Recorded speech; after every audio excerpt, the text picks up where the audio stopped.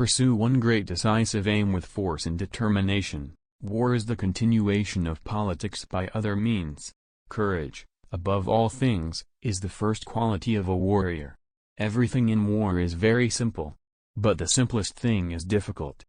The backbone of surprise is fusing speed with secrecy. Two qualities are indispensable. First, an intellect that, even in the darkest hour, retains some glimmerings of the inner light which leads to truth, and second, the courage to follow this faint light wherever it may lead. Although our intellect always longs for clarity and certainty, our nature often finds uncertainty fascinating. It is even better to act quickly and than to hesitate until the time of action is past. To secure peace is to prepare for war. Politics is the womb in which war develops.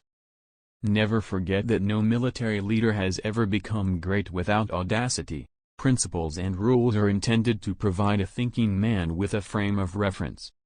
Many intelligence reports in war are contradictory, even more are false, and most are uncertain. A conqueror is always a lover of peace. War is not merely a political act but a real political instrument, a continuation of political intercourse, a carrying out of the same by other means.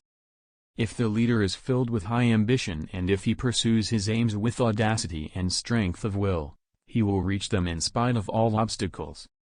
The political object is the goal, war is the means of reaching it, and the means can never be considered in isolation from their purposes.